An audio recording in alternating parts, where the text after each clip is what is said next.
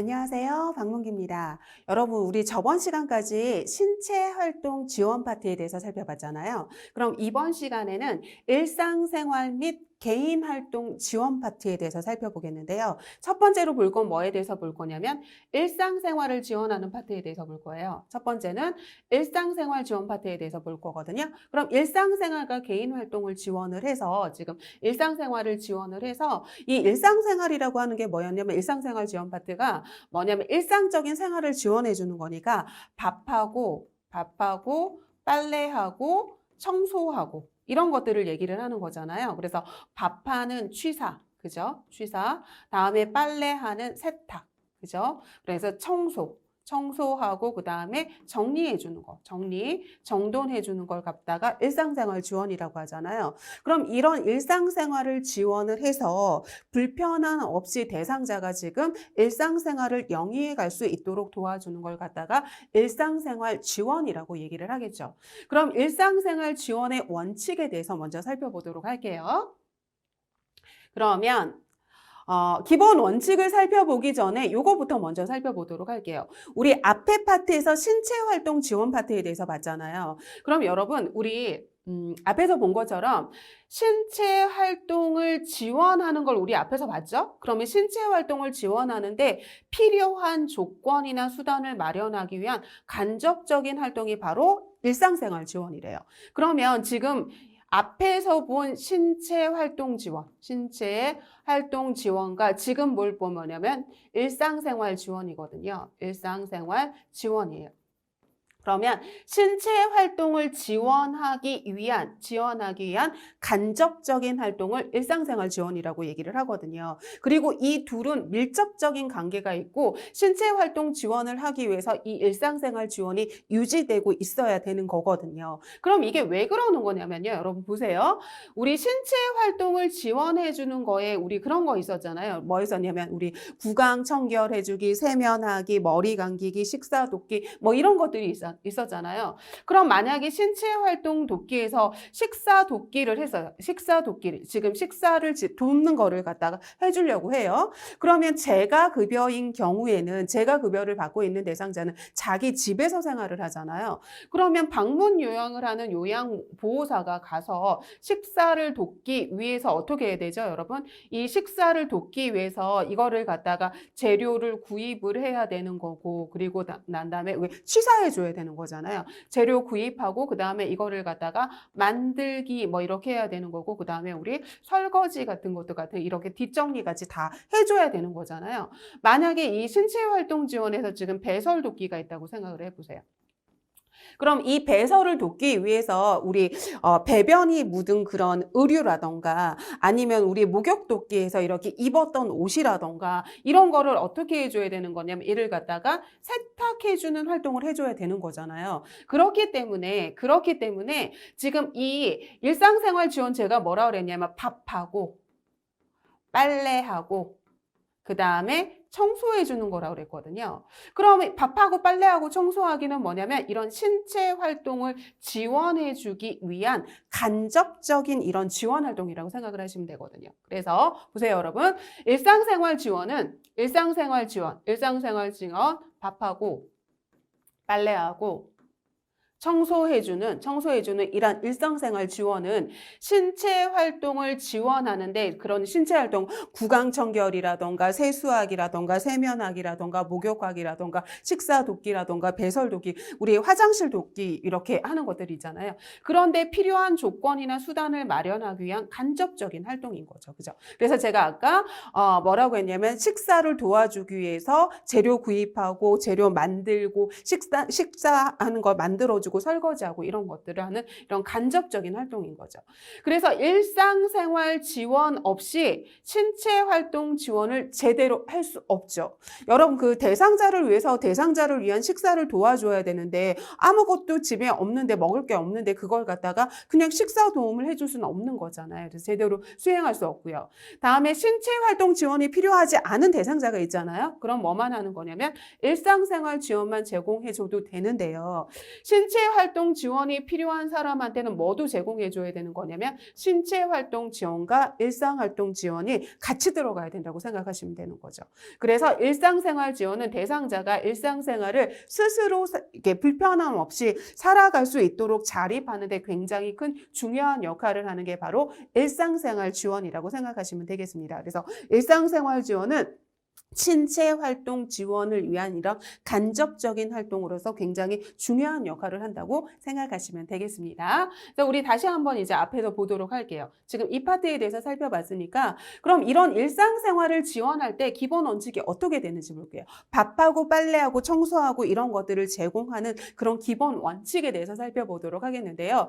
역시 식사가 있잖아요, 여러분. 그래서 밥한다고 하는 건 대상자에게 지금 식사를 제공해 주는 거잖아요. 그러면 그 식사를 제공할 때 대상자의 질환이나 특성에 대해서 알아야지만 식단을 그거에 맞게 구입을 하겠죠. 그리고 대상자의 욕구를 파악해서 대상자의 욕구를 최대한 반영할 수 있도록 해줘야 되는 거고요. 다음에 이거 굉장히 중요한데요, 여러분. 스스로 일상생활을 할 수 없는 영역이잖아요, 여러분. 지금 스스로 일상생활을 뭐예요, 여러분? 할 수 없는 영역이란 말이에요. 스스로 할 수 없는 부분은 어떻게 해야 되는 거냐면 요양보호사가 전적으로 지원해 줘야 되는 거거든요. 우리 그 등급에서 몇 등급이 있었어요, 여러분? 우리 1등급이 있었고 2등급이 있었고 3등급이 있었고 4등급이 있었고 5등급 인지지원 등급이 있었잖아요. 그럼 1등급인 우리 뭐였냐면 전적으로 도움이 필요한 대상자였잖아요. 그럼 1등급 같은 경우에는 대상자가 거의 스스로 할 수 있는 부분이 아예 없기 때문에 요양보호사가 전적으로 도와줘야 되는 거거든요. 그래서 대상자가 스스로 할 수 있는 부분은 스스로 할 수 있게 해주는 거지만 대상자가 스스로 할 수 없는 부분은 대상자가 할 수 없잖아요. 그런 경우에 어떻게 해야 되는 거냐면 전적으로 요양보호사가 해준다는 이 표현에 이렇게 계속 우리 그것만 했잖아요. 대상자 스스로 하게 해준다. 대상자 스스로 하게 해준다. 그래서 이 부분은 전적으로 지원한다. 아니지. 대상자가 스스로 하게 해야 되는 거 아니야 하고 이걸 틀린 지문으로 고르시면 안 돼요. 여기에서는 스스로 할 수 없는 부분이니까 요양보호사가 전적으로 해주는 게 맞다고 보시면 됩니다. 다음에 대상자의 욕구 반영해야 되고요. 다음에 욕구가 한두 가지가 아닐 거 아니에요, 대상자가. 그러면 그때 그것도 우선순위 정해서 해야 되는 거고요. 다음에 요양보호사가 지금 할 수 없는 부분이라고 판단할 때는 대상자에게 설명해야겠죠. 그래서 만약에 대상자가 지금 뭐 이렇게 변비인데 관장을 해달라고 한다던가 뭐 이런 것들 있잖아요. 그러면 이거는 그 간호사가 방문 간호를 하시는 분이 해야 되는 거지 내가 하는 부분이 아니다 하고 설명해 줘야 되는 거고, 대상자가 손주의 간식을 만들어 달라고 한다 그러면 대상자에게만 제공하는 거지 손주의 간식은 내가 만들어 드릴 수 없다 해가지고 그거에 대해서 설명해 줘야 되는 거고요. 다음에 대상자의 인격을 존중해 줘야 되잖아요. 그러니까 존중해 줘야 되는 거고요. 다음에 서비스에 사용되는 이 생활용품은 반드시 누구의 동의를 얻어야 되는 거냐면 대상자의 동의를 얻어서 사용하고 함부로 옮기지 않고 함부로 폐기하지 않고요. 그 다음에 옮기거나 폐기 처분이 필요한 경우에는 반드시 누구의 동의를 물어봐야 되는 거냐면 대상자의 동의를 받고 해야 되는 거죠. 그래서 대상자의 동의 받고 자리 옮기거나 폐기 처분해야 되는 거고요. 다음에 지금 거동이 불편해서 식사 및 밑반찬 서비스의 지원이 필요하다. 그러면 이걸 파악해가지고 지금 기관에 지원 요청하도록 해주는 거고요. 그죠? 다음에 서비스 제공을 할 때 지금 대상자의 신체 및 심리 변화에 주의하고 변화 발생하면 어떻게 할까요? 보고해야겠죠. 보고하고 다음에 서비스 제공 내용 적어야 되고요. 다음에 특이사항 당연히 적어야겠죠. 그죠? 그래서 지금 우리 기본적인 원칙에 대해서 살펴봤고요. 다음에 일상생활 지원을 하고 밥하고 빨래하고 청소하는 이런 일들을 일상생활을 지원할 때 요양보호사의 기본적인 자세에 대해서 볼게요. 그러면 제가 방문을 한다고 해가지고 우리 시설에는 정해진 옷이 있잖아요. 근데 제가 방문을 한다 그래서 마음대로 옷을 입고 가는 게 아니라 유니폼을 단정하게 착용하고요.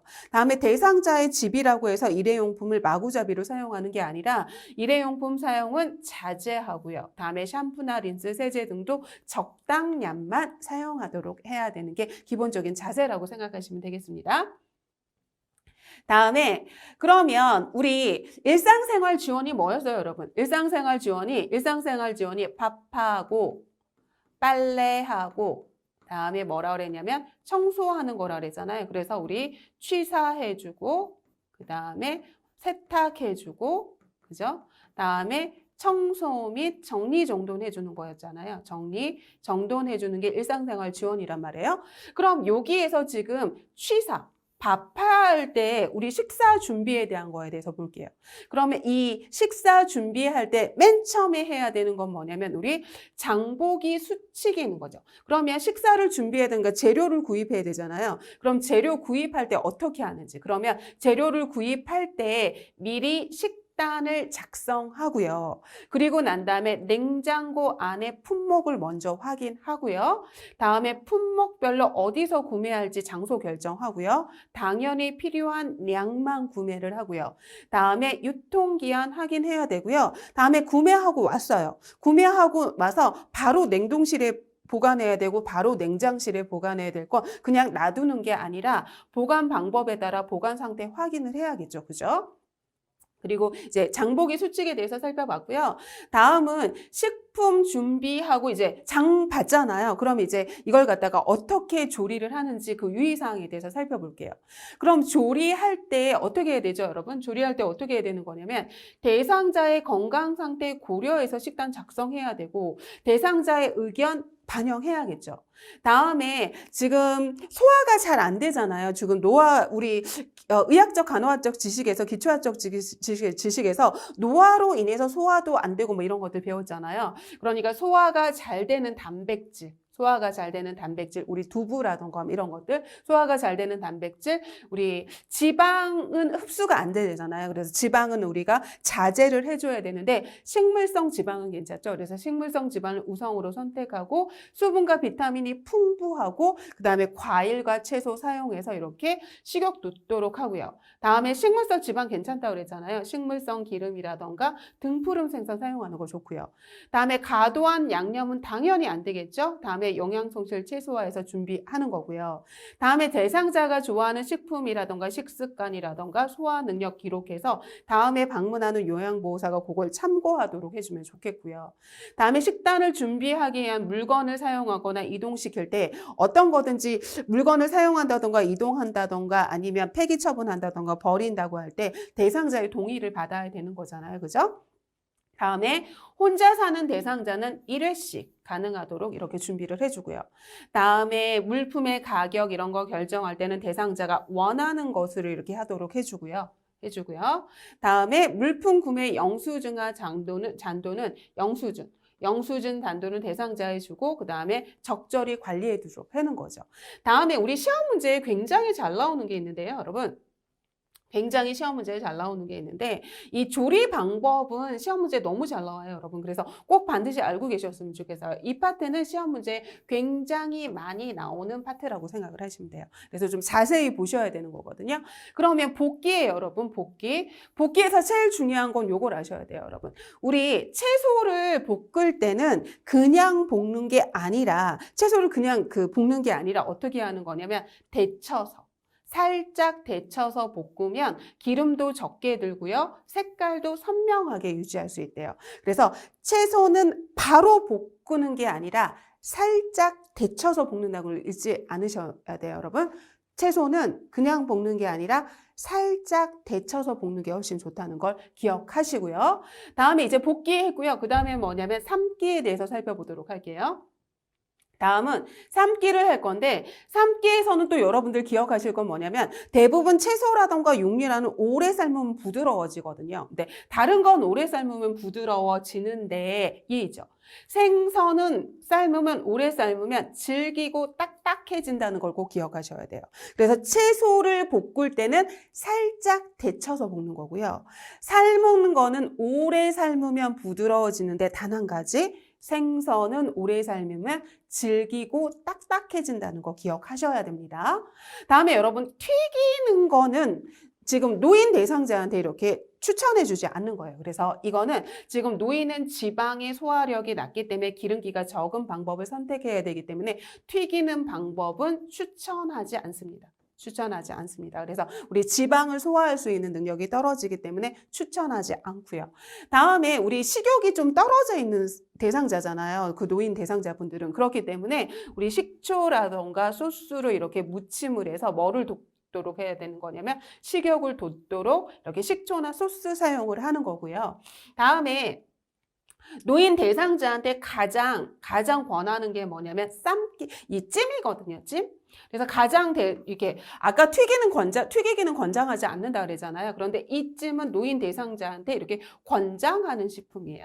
권장하는 조리 방법이거든요. 왜 이렇게 하냐면 찌면 굉장히 부드러워지잖아요. 그럼 부드러워지면 이렇게 연화 장애가 있는 대상자라던가 아니면 이렇게 저작의 능력의 대상자는 부드러우면 먹기 쉽잖아요. 그래서 이거는 노인에게 자주 사용되는 방법 중에 하나예요. 튀기기는 권장하면 안 되고요. 지금 찜은 권장해주는 방법인데 처음에는 센 불에서 가열하다가 약한 불로 오래도록 가열하면 부드러워지는 거죠. 그죠?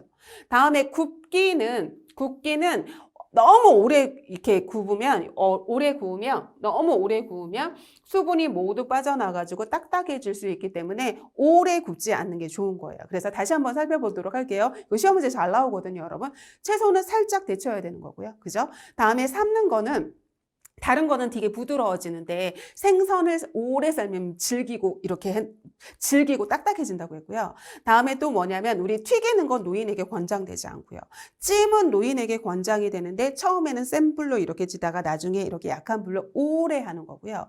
다음에 우리 식욕이 떨어진 대상자이기 때문에 무침 요리를 할 때는 식초나 소스를 넣어가지고 식욕을 돋구도록 해주는 거고요. 다음에 우리 굽기는 너무 오래 구우면 수분이 빠져나가서 딱딱하게 지기 때문에 너무 오래 굽는 건 좋지 않다고 생각하시면 되겠습니다. 굉장히 시험 문제 잘 나오는 부분이에요, 여러분.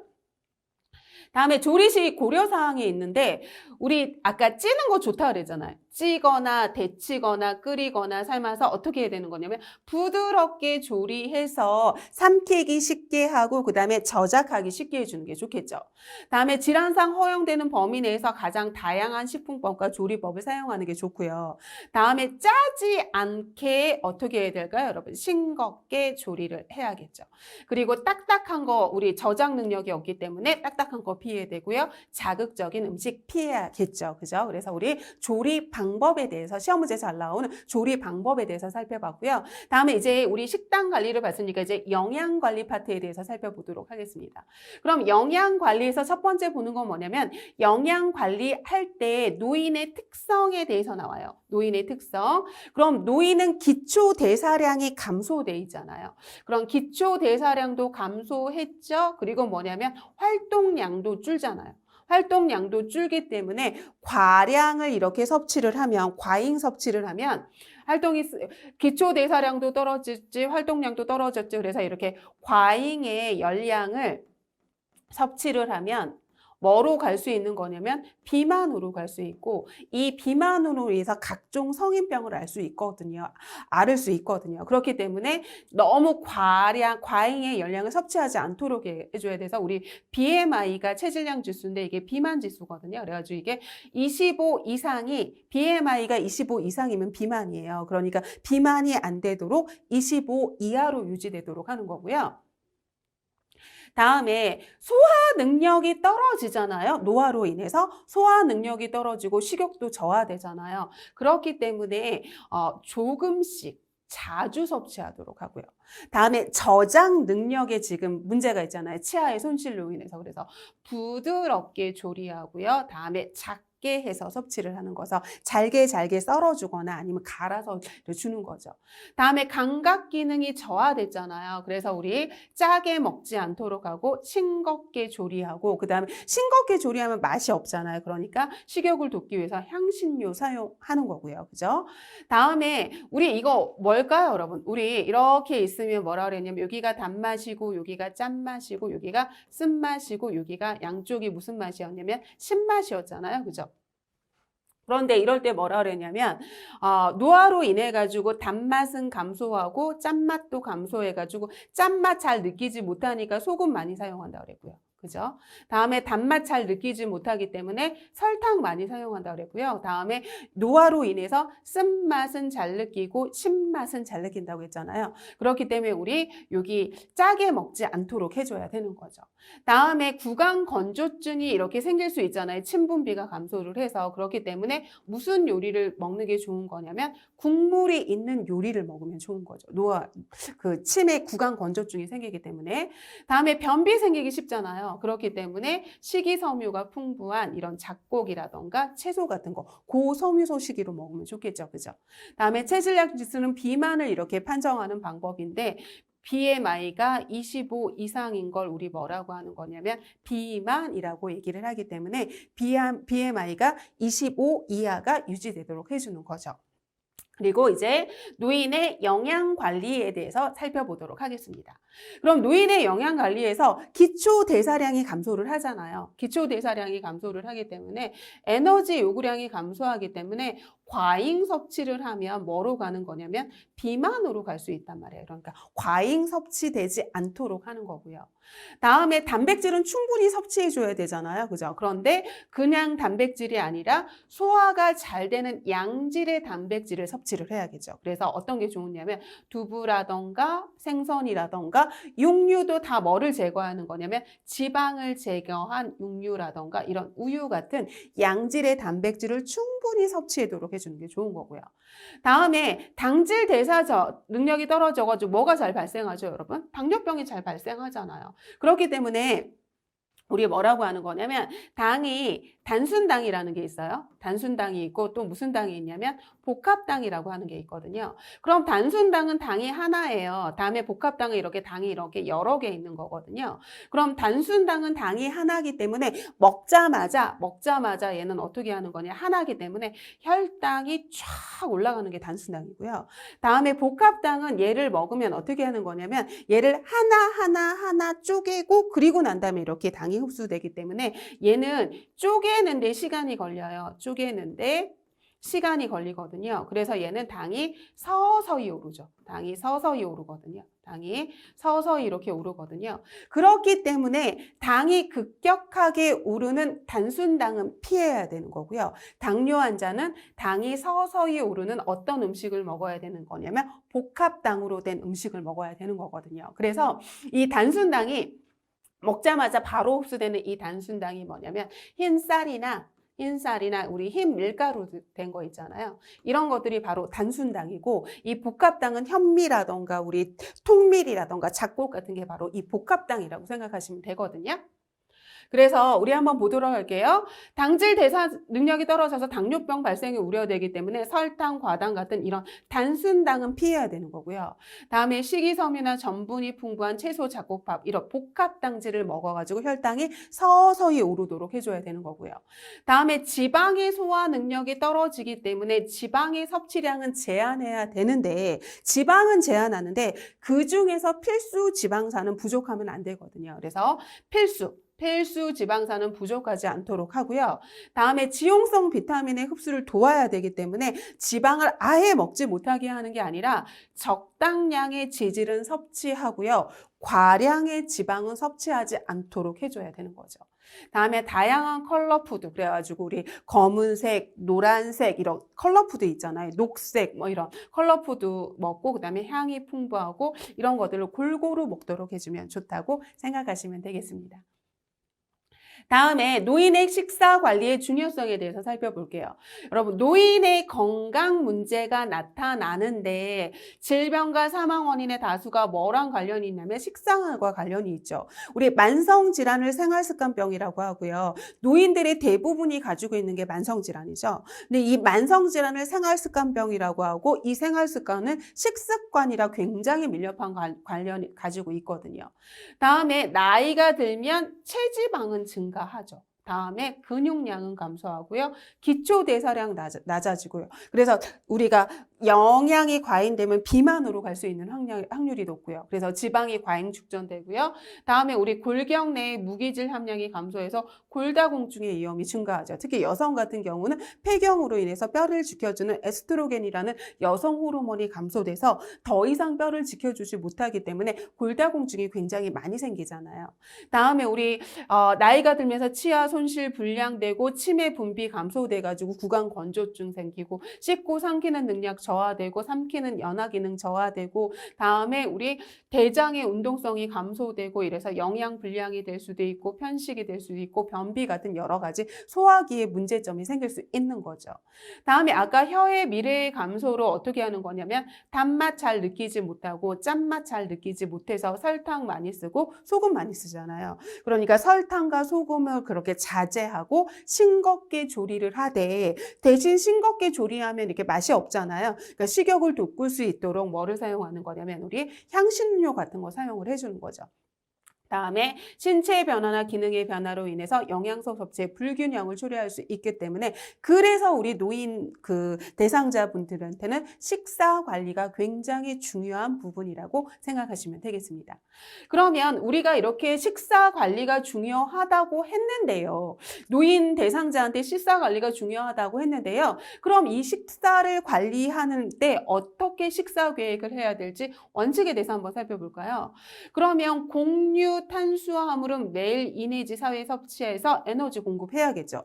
하지만 이 탄수화물은 아까도 얘기했지만 단순당이 아니라 복합당 위주로 하라 그랬잖아요. 복합당은 얘를 잘게 쪼개는데 시간이 많이 걸려서 혈당이 서서히 오른다고 했죠. 그래서 복합당이 제가 뭐라고 했냐면 잡곡류라고 얘기를 했잖아요. 그렇기 때문에 잡곡밥이라던가 통밀빵이라던가 이런 거 하는 거고. 그리고 우리 어떻게 해야 되는 거냐. 양질의 단백질, 소화가 잘 되는 양질의 단백질 먹어야 되잖아요. 그러니까 고기나 생선, 달걀 같은 이런 양질의 단백질을 매일 3, 4회 섭취해서 우리 근육량과 면역력 증가시키는 거고요. 그죠?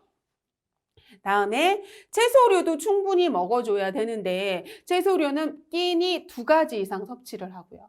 다음에 과일류도 매일 1~2개 정도 섭취를 하고요. 우유나 유제품은 매일 1~2잔 섭취해서 뼈와 치아 튼튼하게 하고요. 다음에 물은 매일 8잔 이상 마셔서 노폐물을 충분히 배출할 수 있도록 해줘야 되는 거죠. 그래서 우리 식사 구성의 원칙에 대해서 살펴봤고요. 다음은 노인의 식생활 지침에 대해서 살펴보도록 하겠습니다. 그럼 우리 한 가지 특정한 음식만 이렇게 먹는 게 아니라 매일 골고루 먹어야겠죠. 다음에 짠 음식 피하고 싱겁게 먹고요. 규칙적으로 안전하게 먹어야 되고 아까 물은 하루에 8잔 이상 마시라고 했잖아요. 물 많이 먹고 술은 적게 먹고 다음에 활동량은 느리고 건강한 체중을 갖기 위해서 BMI가 25 이하로 유지되도록 해서 과잉 영양 섭취가 되지 않아서 비만으로 가지 않도록 해줘야 되는 거죠. 그럼 이제 질환에 따른 특별식, 질환에 따라서 우리 식단 관리 해줘야 되는 거잖아요. 그래서 당뇨병 환자, 고혈압 환자 어떻게 식단 관리하는지 살펴보도록 하겠습니다. 그러면 맨 처음에 나오는 게 바로 뭐냐면 당뇨병 대상자의 식사 관리예요. 그럼 아까 당뇨병이라고 하는 건 뭐가 높은 거죠, 여러분? 혈당이 높은 대상자, 고혈당 상태를 당뇨병이라고 하잖아요. 그러면 우리 아까 뭐라고 했냐면 이렇게 당이 하나 있는 거를 단순당이라고 얘기를 했고요. 다음에 당이 이렇게 여러 개 붙어 있는 걸 무슨 당이라고 그랬냐면 복합당이라고 했잖아요. 그럼 이 단순당은 먹자마자 바로 흡수돼서 혈당이 쫙 오른다고 했고요. 다음에 복합당은 얘를 쪼개는 데 시간이 걸리기 때문에 당이 서서히 오른다고 했거든요. 그렇기 때문에 당뇨 환자는 단순당은 피해야겠죠. 피하고요. 뭐를 먹어야 되는 거냐면 복합당 위주의 이런 식사를 해야 되는 거고요. 그럼 이건 혈당이 쫙 오르는 거잖아요. 그럼 이 단순당이 뭐를 높이는 음식이냐면 혈당을 높이는 음식이고 이게 바로 뭐냐면 GI 수치가 높은 수치라고 얘기를 하는 거고요. 다음에 서서히 먹는 거잖아요. 그럼 서서히 혈당을 오르는 거기 때문에 얘는 혈당이 좀 낮게 이렇게 오르는 음식인 거고 이게 바로 뭐냐면 GI 수치가 낮은 음식인 거고 이 단순당에 해당이 되는 게 뭐냐면 흰쌀, 흰 밀가루 음식인 거고요. 다음에 얘는 잡곡류에 해당되는 음식이라고 생각하시면 되겠습니다. 그러면 볼까요, 여러분? 당뇨 환자는 과식하면 안 돼요, 여러분. 과식하면 많은 이런 당을 섭취하게 되잖아요. 그럼 혈당이 쫙 올라가고. 다음에 단순당 피해야겠죠? 그리고 복합당 섭취해야 되고요. 다음에 당연히 지방의 흡수가 안 되기 때문에 지방의 섭취는 줄여야 되는데 비타민과 무기질은 충분히 섭취하는 거고요. 칼로리는 높고 영양가는 없는 술은 제한하는 거죠. 그죠?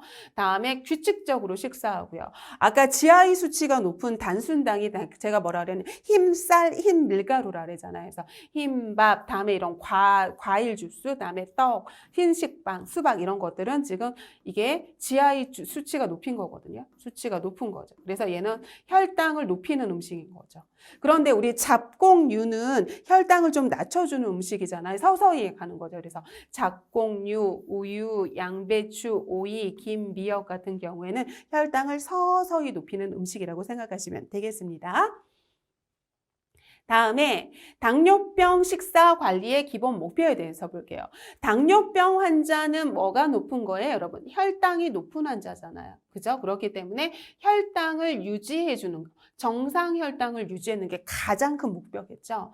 다음에 혈중의 지질 농도도 왜냐하면 우리 당뇨가 비만이라고 상관이 있기 때문에 지질 농도도 유지해서 아까 그래서 지방 섭취 이렇게 제한해 줬잖아요.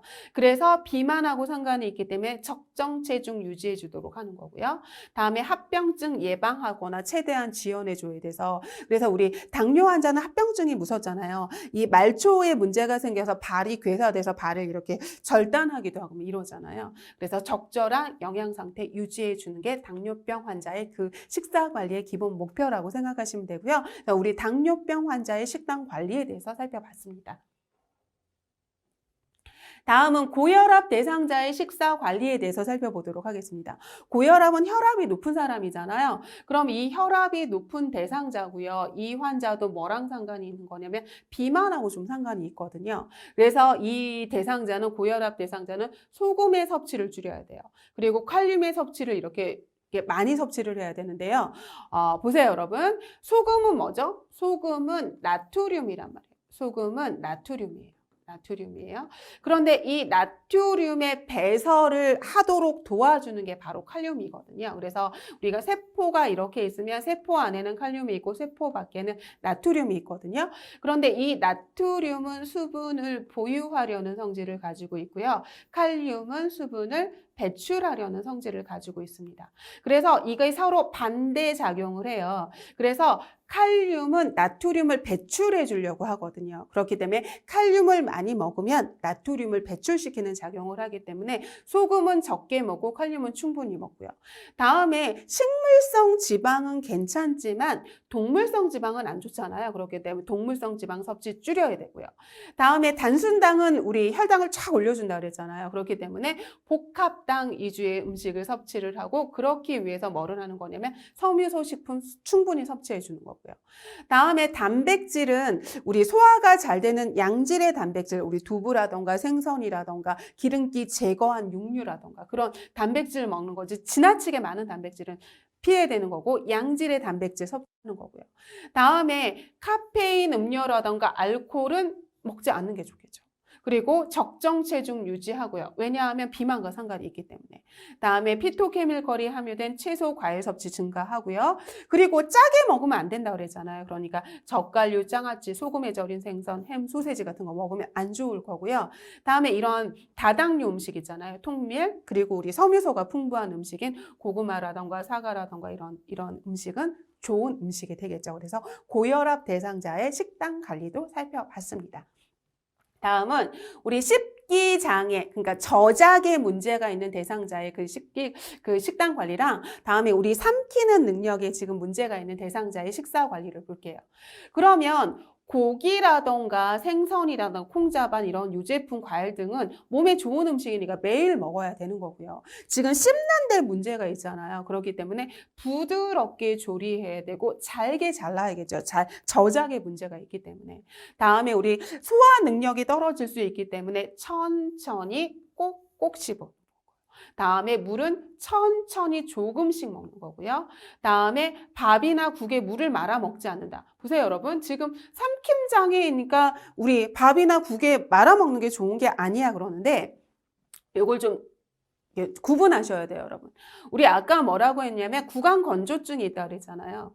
구강 건조증이 있으니까 국물 요리를 뭐 선택한다고 아까 우리 했던 거 기억나시나요? 그럼 이건 맞아요. 이건 맞는데 지금 이 대상자는 씹는 거 잘 못하고요. 삼키는 거 잘 못하는 그런 대상자거든요. 그럼 삼키지 못하는 대상자 같은 경우에는 이 삼킬 때 이게 기도로 들어가서 기도 흡인이 될 우려가 있거든요. 그래서 그걸 방지하기 위해서는 우리 완전히 이런 액체로 된 거는 기도 흡인이 더 잘 돼요. 그래서 약간 점도가 있는 그런 끈적끈적한 그런 유동식을 먹는 게 훨씬 더 이렇게 기도로 흡인되지 않거든요. 그런데 보세요, 여러분.